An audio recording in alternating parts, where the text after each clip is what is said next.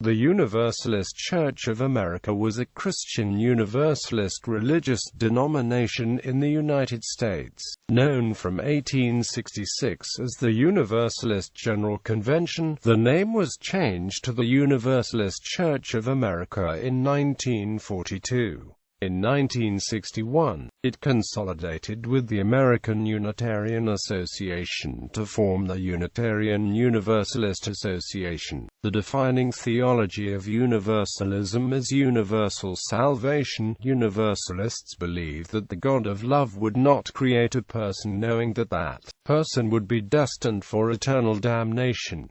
They concluded that all people must be destined for salvation. Some early Universalists, known as Restorationists and led by Paul Dean, believed that after death there is a period of reprobation in hell preceding salvation. Other Universalists, notably Hosea Ballou, denied the existence of hell entirely. History. Spiritual ancestry. Members of the Universalist Church of America claimed Universalist beliefs among some early Christians such as Origen. Richard Bauckham in Universalism, a historical survey, ascribes this to Platonist influence, and notes that belief in the final restoration of all souls seems to have been not uncommon in the East during the 4th and 5th centuries and was apparently taught by Gregory of Nyssa, though this is disputed by Greek Orthodox scholars.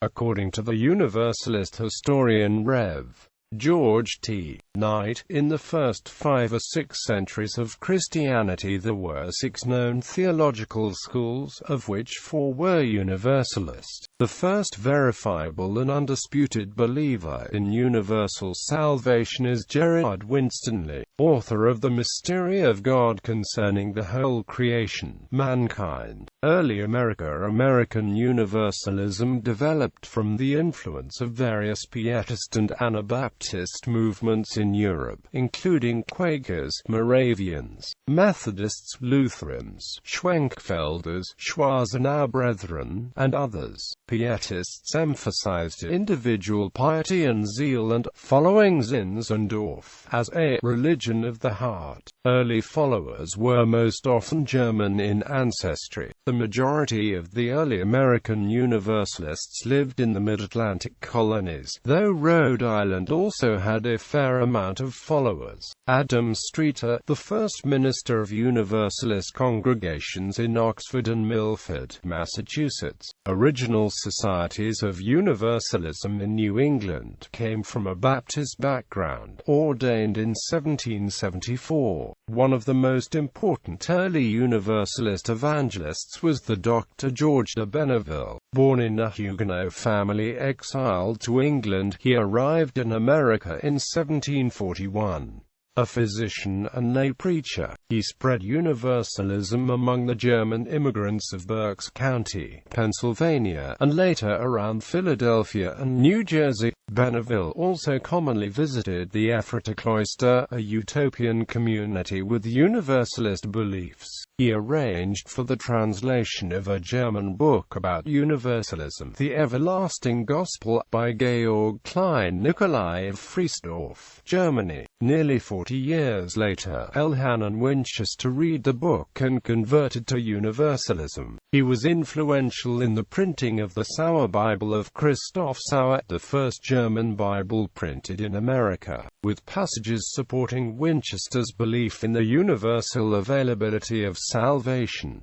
In the South, Rev. Giles Chapman was a former Quaker and Continental Army chaplain who married into a Dunker family. The first Universalist church in South Carolina was the Freedonia Meeting Hall, situated in Newberry County. Hosea Ballou has been called the father of American Universalism, along with John Murray, who founded the first Universalist church in America in Gloucester, Massachusetts, in 1770. 1794. Benjamin Rush, a signer of the Declaration of Independence and a convert to Winchester's teaching of universal salvation, but not a member of a Universalist church, was a vigorous foe of slavery, advocated the abolition of the death penalty, advocated for better education for women, supported free public schools, was a pioneer in the study and treatment of mental illness, and insisted that the insane had a right to be treated with respect.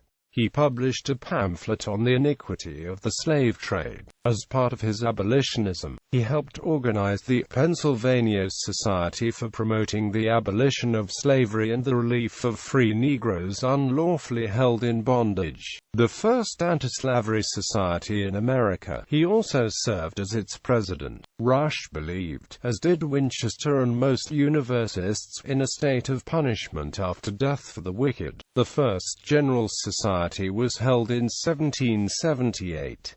Annual conventions started in 1785 with the New England Convention. In 1804, this convention changed its name to the General Convention of Universalists in the New England states and others. At its peak in the 1830s, the Universalist Church is reported to have been the 9th largest denomination in the United States. Consolidation. The Church consolidated with the American Unitarian Association to form the Unitarian Universalist Association. Some state Universalist conventions did not accept the consolidation. These churches and others form minor pockets of Christian theological Universalists which remain, but most are affiliated with other denominations. Church organization. Universalist congregations tended towards independence and were not easily prone to centralization. They generally met in state conventions, which usually had more authority than was vested in national conventions.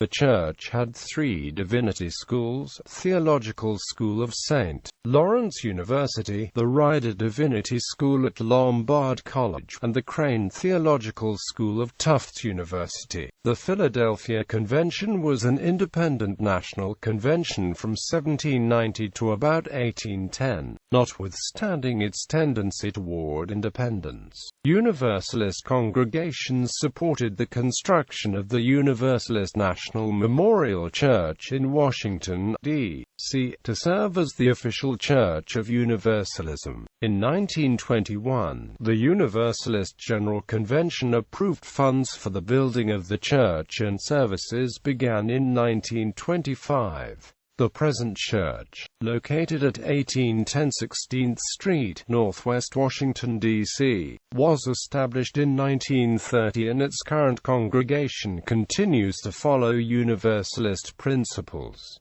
Social and political stances. The Universalist Church of America involved itself in several social causes, generally with a politically liberal bent. Abolitionism, as noted above. Benjamin Rush was a major political activist for anti-slavery causes in early America. The issue resurfaced in the 1850s with the Fugitive Slave Act and other compromises. The Universalists, along with various other denominations, vigorously opposed slavery as immoral. They also favored postbellum legislation such as the 15th Amendment and the Freedmen's Act to enfranchise all American citizens. Separation of church and state. Like many American religions, Universalism has generally been amenable to church-state separation. In New England, Baptists, Universalists, and Quakers provided some of the loudest voices calling for disestablishment of the government-sponsored churches of the standing order. One example comes from the 1770s.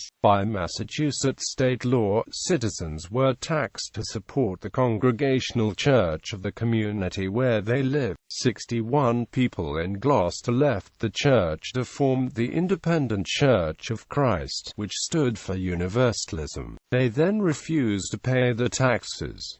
The church they built was seized and sold to pay it. However, the church sued, and in 1786, they won their case. Spiritualism. Although the Universalist Church as a denomination never fully embraced spiritualism, many Universalists were sympathetic to this 19th-century movement. Spiritualism was preached with some regularity from Universalist pulpits in the middle decades of the 19th century, and some ministers left the denomination when the spiritualist leanings became too pronounced for their peers and congregations.